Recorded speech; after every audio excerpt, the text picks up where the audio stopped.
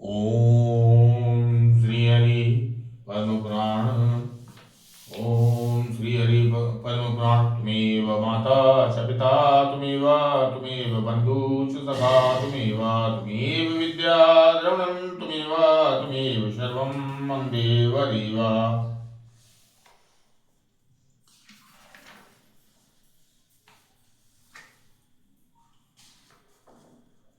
सती का देह त्याग और दक्ष यज्ञ विध्वंस। भीष्म जी ने पूछा, ब्राह्मण दक्ष कन्या सती तो बड़ी सुलक्षणी थी, उन्होंने अपने शरीर का त्याग क्यों किया तथा भगवान रुद्र ने किस कारण से दक्ष यज्ञ का विध्वंस किया। पुलत्स्य जी ने कहा, भीम प्राचीन काल की बात है।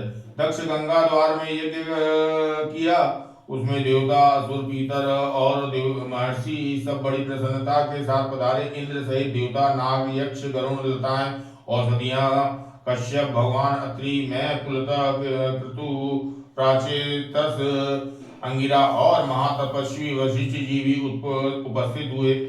वहां सब और से बराबर वेदी बनाकर उसके ऊपर चतुर्होत की स्थापना की। उसी यज्ञ में महर्षि वशिष्ठ होता अंगिरा अर्धवयु बृहस्पति उद्गाता तथा नारद जी ब्रह्मा हुए। जब यज्ञ कर्म आरंभ हुआ और अग्नि में हवन होने लगा, उस समय तक देवताओं के आने का क्रम जारी रहा। ये स्थावर तथा अजगम सभी प्रकार के प्राणी वहां उपस्थित थे। वो इसी समय ब्रह्मा जी अपने पुत्रों के साथ आकर यज्ञ का सभासद हुए तथा साक्षात भगवान श्री विष्णु भी यज्ञ की रक्षा के लिए वहां पधारे। 8 वसु 12 आदित्य दोनों अश्वनी कुमार 49 मरुदंड तथा 14 मनु भी वहां आए थे।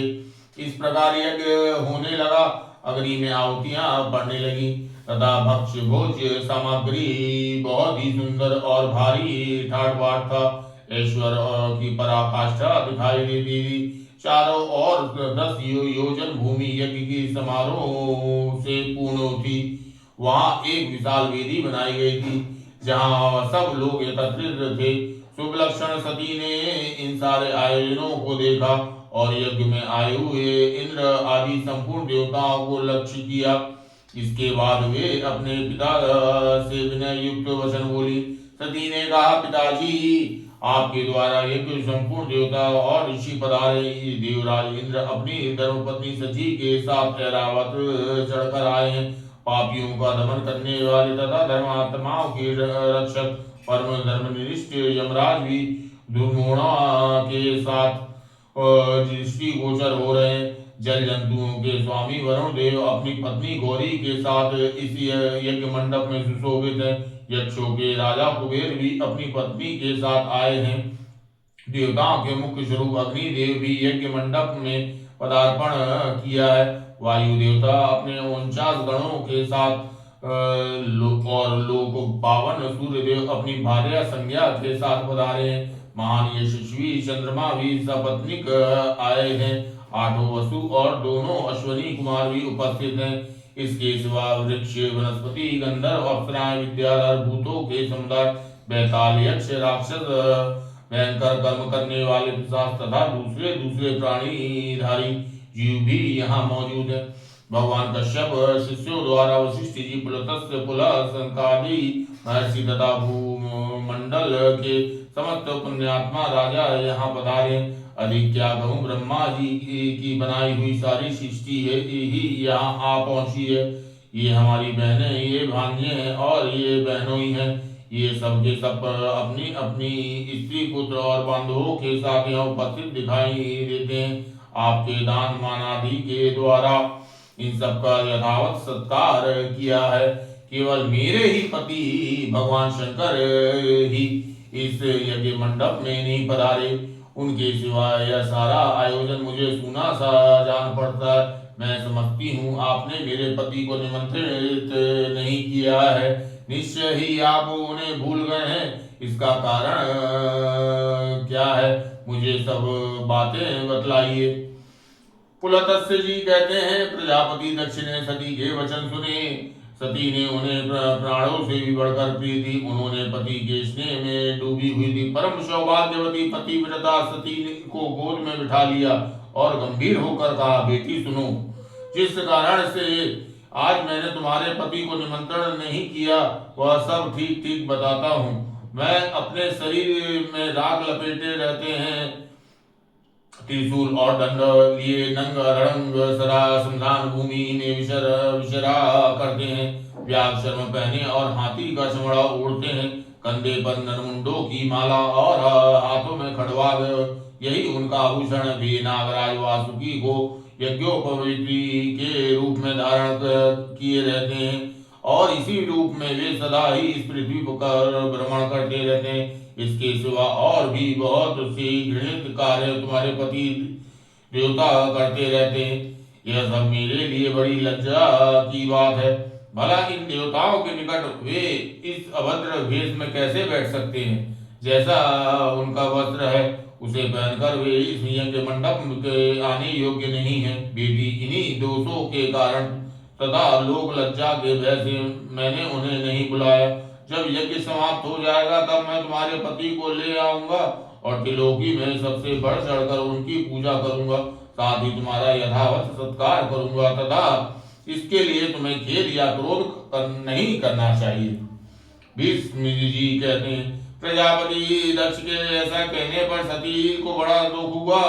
उनकी आंखें क्रोध से लाल हो गईं और वे पिता की निंदा करती हुई बोली, तात भगवान शंकर ही संपूर्ण जगत के स्वामी हैं, वे ही सबसे श्रेष्ठ माने गए हैं।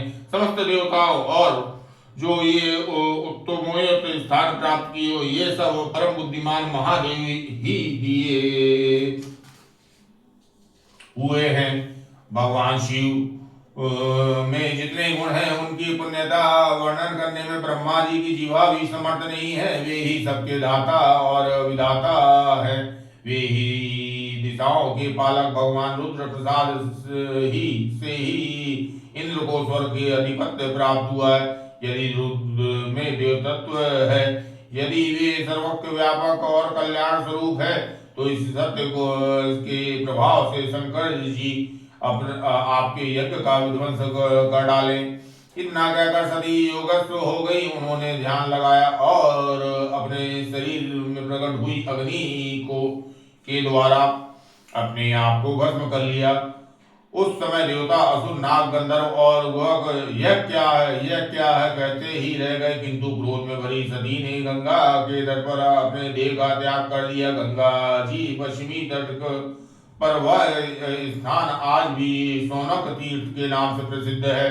भगवान रुद्र ने जब यह समाचार सुना तब अपनी पत्नी की मृत्यु उन्हें बड़ा दुख हुआ और उनके मन में समस्त देवताओं को देखते देखते यज्ञ को नष्ट कर डालने का विचार उत्पन्न हुआ। फिर तो उन्होंने दक्ष यज्ञ का विनाश करने के लिए करोड़ों गरुड़ों की आज्ञा दी। उसमें विनायक संबंधी ग्रह भूत तथा पिशाच ये सब यज्ञ मंडप में पहुंचकर उन्होंने सब देवताओं को परास्त कर दिया और उन्हें भगाकर उस यज्ञ का तहस नहस कर डाला। यज्ञ नष्ट हो जाने से दक्ष का सारा उत्साह जाता रहा।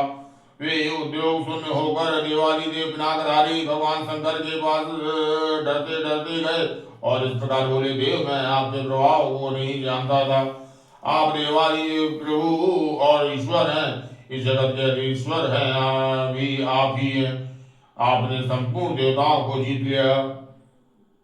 महेश्वर, आप मुझ पर कृपा कीजिए और अपने सब गणों को लौटाइए। दक्ष प्रजापति भगवान शंकर की शरण में जाकर जब इस प्रकार स्तुति की और आराधना की तब भगवान ने कहा, प्रजापति, मैंने तुम्हें यज्ञ का पूरा पूरा फल दे दिया। तुम अपनी संपूर्ण कामनाओं की सिद्धि के लिए यज्ञ का उत्तम फल प्राप्त करोगे। भगवान के ऐसे कहने पर दक्ष ने उन्हें प्रणाम किया और सब गणों को देखते देखते वे अपने निवास स्थान को चले गए। उस समय भगवान शिव अपनी पत्नी के वियोग से गंगा द्वार में जाकर रहने लगे। हाय, मेरी प्रिया कहाँ चली गई? इस प्रकार कहते हुए वे सदा सती के चित में लगे रहते। तदनंतर एक दिन देवर्षि नारद महादेव जी के समीप आए और इस प्रकार बोले, देवेश्वर, आपकी पत्नी सती देवी जो आपको प्राणों से प्रिय थी, देह त्याग के पश्चात इस समय हिमवान की कन्या होकर प्रकट हुई है। मेना के गर्भ से उसका आविर्भाव हुआ है। वे लोक के तात्विक अर्थ को जानने वाली हैं।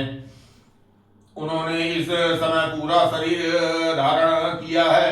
नारद जी की बात सुनकर महादेव जी ध्यानस्थ हो देखा कि सती अवतार ले चुकी हैं। इससे उन्होंने अपने को कृतकृत्य माना और स्वचित होकर रहने लगे। फिर जब पार्वती देवी यौवनावस्था में प्राप्त हुई, तब शिव जी ने पुनः उनके साथ विवाह किया। भीम पूर्व काल में जिस प्रकार दक्ष यज्ञ नष्ट हुआ था, उसका इस रूप में मैंने तुम्हें वर्णन कर दिया।